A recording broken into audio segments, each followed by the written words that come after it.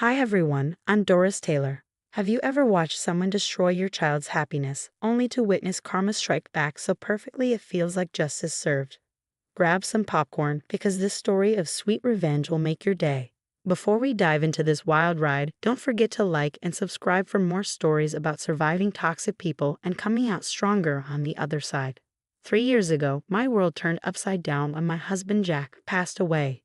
Now, I juggle two jobs, nursing by day and bookkeeping by night, all to give our 12-year-old daughter, Sophie, the life she deserves. Another double shift, Amy? How admirable. I suppose someone has to serve the community, my sister-in-law, Victoria, quipped during Sunday dinner at the family mansion. She adjusted her pearls, flashing that fake sympathetic smile I'd grown to despise. Well, some of us actually enjoy making a difference, Victoria. I replied coolly, watching her perfectly Botox face twitch. My brother Thomas nearly choked on his wine, trying to stifle a laugh. He's always had my back, especially since Jack's death. Mom, Diana showed me her party dress today. It's so pretty. Can we go shopping for mine this weekend? Sophie asked, her eyes sparkling with excitement. Before I could answer, Victoria chimed in, "Oh, darling, the boutique I'm using is quite exclusive. Perhaps you could try that charming little discount store at the mall." Her husband James cleared his throat uncomfortably. "Victoria, dear, what?" "I'm simply being practical. We must consider everyone's circumstances." Later that evening, while I was tidying up, Diana snuck into the kitchen. "Aunt Amy, I'm sorry about Mom. I really want Sophie at my party. More than anyone," she said earnestly. "Thanks, sweetie. You're nothing like your mother, you know that." "That's the nicest thing anyone's ever said to me," Diana whispered, hugging me tight. Thomas walked in just as we finished. "Hey sis, got a minute?" he asked. We stepped onto the back porch where he lit a cigarette. "You know Victoria's just jealous, right?" "Jealous? Of what?" "Jack chose you over her back in college. She's never gotten over it." "What? She dated Jack?" "Dated? More like threw herself at him, and he wasn't interested. Then she rushed into marrying James for his family money. She wanted to spite Jack by marrying his brother, but it backfired. That's why she's always trying to make you feel small. You have everything she really wanted." I leaned against the railing, stunned. "Does James know?" "Probably not. Victoria's great at keeping her skeletons buried." That night, as I tucked Sophie into bed, my heart ached when she asked, "Mom, why does Aunt Victoria always make those weird faces when we talk about Dad?" "Some people, honey, are so unhappy with their own lives that they try to make others feel bad too. But we won't let them win, right?" "Right? I can't wait for Diana's party. It's going to be amazing." If I'd known then what Victoria was planning, I would have done anything to protect my daughter. But life has a way of setting the stage for perfect revenge all on its own. The day of Diana's sweet 16 finally arrived. Sophie twirled in her blue dress, the one we'd saved for months to buy at Macy's. Her excitement was infectious as we pulled up to the country club in my worn-out Honda. "Check my hair one more time, Mom," she giggled. Walking into the grand ballroom was like stepping into another world. Crystal chandeliers, silk-draped tables, and waiters with silver trays of champagne. Sophie's grip on my hand tightened. "Oh my God." Victoria's voice cut through the air like a knife. "What are you wearing?" She stalked over in her designer gown, her face twisted in disgust. "This is a sophisticated event, not a food court." "We were invited," I said firmly, though Sophie shrank behind me. "By Diana, not me." And clearly she didn't explain the dress code. Victoria sneered. Then, with a snap of her fingers, 2 security guards appeared. "These people need to leave. They're embarrassing the family." "Mom, stop," Diana shouted, breaking away from her friends. "I want them here." "Be quiet, Diana," Victoria hissed, "or you can join them." As the guards approached, the wealthy guests began to whisper. Sophie started to cry, her small shoulders trembling as they escorted us out. "You can't do this. She's my cousin," Diana yelled after us. Victoria grabbed Diana's arm as we reached the parking lot. "You're embarrassing yourself," she hissed. Sophie collapsed into the car seat, tears streaming down her face. "Why does she hate us so much, Mom? What did we do wrong?" My hands shook on the steering wheel as I dialed Thomas. His voice was tight with anger when he answered. "Get to my place. Now, There's something you need to hear. 20 minutes later, we sat in Thomas's study. Sophie had cried herself to sleep on his couch. Victoria's been spreading rumors. Thomas began, his tone sharp. She's telling people you trapped Jack by getting pregnant, that you're after the family money. What? I whispered, stunned. Sophie was born 3 years after we married. I know, Thomas said grimly. But that's not all. Remember when your invitation to Cousin Sarah's wedding got lost? That was Victoria. Or the family Christmas party where you were seated in the kitchen. Victoria again. She's been systematically trying to push you out for years. My phone buzzed. A text from Diana. Mom's telling everyone you crashed the party drunk. I recorded her. I'm so sorry, Aunt Amy. My hands clenched as I watched the video. Victoria's voice rang out, dripping with malice. She's just like her alcoholic mother. Thank God Jack didn't live to see what she's become. My mother died of cancer, not alcoholism. I whispered, rage building inside me. She's using my dead husband and mother to destroy my reputation. There's more, Thomas said, leaning forward.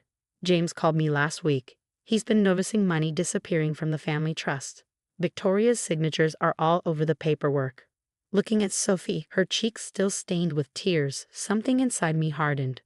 I want her destroyed, I said quietly. Not just embarrassed. Destroyed. Thomas smiled grimly. I was hoping you'd say that. I know exactly how to do it. The next morning, over coffee in Thomas's home office, he laid out the plan.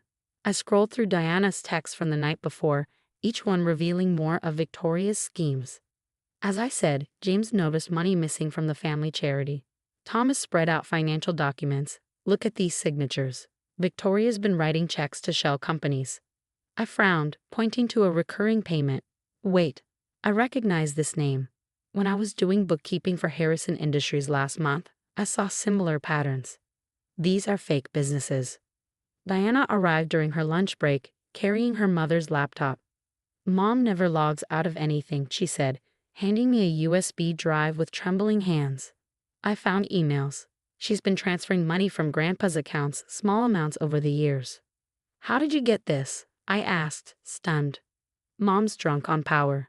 She doesn't think I'm smart enough to figure anything out. But I've been watching, recording, saving everything.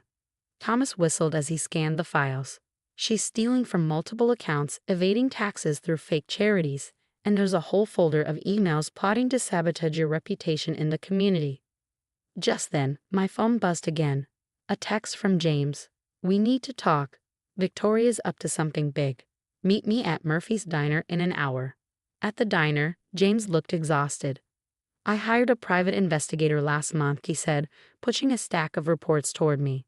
Victoria's been stealing from my parents' retirement accounts. Dad's having memory issues, and she's been taking advantage. How much? I asked, my stomach twisting. Over $2 million. And that youth center she was supposed to be running? It doesn't exist. She's been pocketing the donations. Back at Thomas's house, we spread everything out. Deanna's recordings, James's PI reports, and the financial documents. A pattern emerged. Victoria had been systematically stealing from everyone while building her social empire on lies. One more thing, Diana said, pulling out her phone. I recorded Mom talking to her friend Susan last week. She's planning to declare Grandpa mentally incompetent so she can take control of the entire family trust. The recording played. Once I get power of attorney, I'll cut them all off, especially that gold-digging nurse and her brat. They'll be begging on the streets where they belong. That's it, I said, standing up as fury coursed through me. Call your grandfather. He needs to hear everything. An hour later, William Harrison Sr., the family patriarch, sat in Thomas's study. His face darkened with each piece of evidence we presented. The party incident was the last straw, Diana explained, showing him the video. Mom's been torturing Aunt Amy and Sophie for years. She used your memory issues to steal. William's voice shook with rage as he spoke. And she did this to my granddaughter. All of it is documented, Thomas said, spreading out the evidence. The embezzlement, fraud, theft from your accounts, and fake charities, everything. William picked up a photo of Sophie crying in her party dress. I've been blind to what's happening in my own family, he said quietly. But this ends now. He pulled out his phone and dialed his lawyer. John, call an emergency board meeting tomorrow morning. and contact the FBI's Financial Crimes Unit. I want Victoria Harrison investigated for everything." Looking at me, his eyes hardened.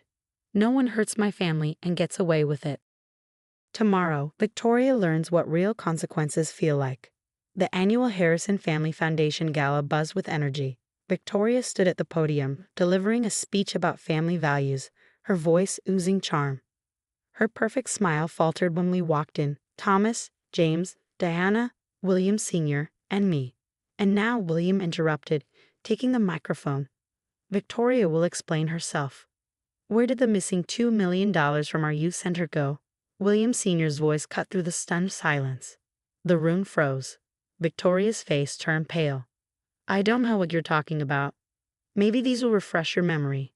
James stepped forward, projecting the damning financial documents onto a screen behind him. "Or should we discuss the money you stole from my parents' retirement accounts?"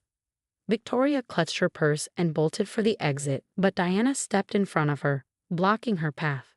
"Running away, Mom? Just like you made Sophie run away crying from my party."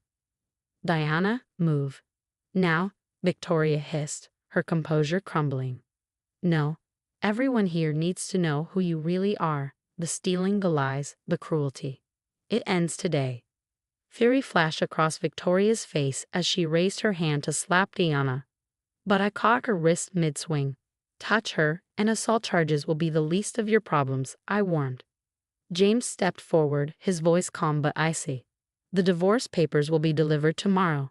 And just so you know, the FBI is already investigating."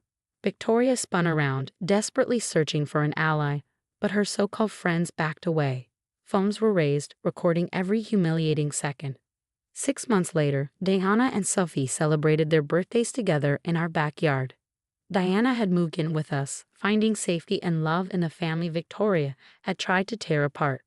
Sophie had just received the incredible news that she earned a full scholarship to Preston Academy, a dream come true. That night, as the house settled into quiet, I found an envelope in the mail with Victoria's handwriting on it. Without hesitation, I tossed it into the fireplace and watched the flames consume it. Some people don't deserve second chances. A news alert flashed across my phone screen. Former socialite Victoria Harrison arrested for scamming elderly clients. I smiled as I turned off my phone. Victoria had spent her life tearing others down, and now she was living with the consequences. Meanwhile, we were thriving, free from her toxic shadow. Sometimes, the best revenge isn't about getting even. It's about rising above, reclaiming your happiness, and building something beautiful from the ashes of what they tried to destroy. What would you have done if someone tried to destroy your child's happiness and reputation? Would you have thrown Victoria's letter in the fireplace like I did, or would you have read it to see if she truly regretted her actions? It's hard to decide when toxic people creep back into our lives, claiming they changed. But can someone who systematically tried to ruin a child's self-esteem ever deserve forgiveness? Share your thoughts in the comments below.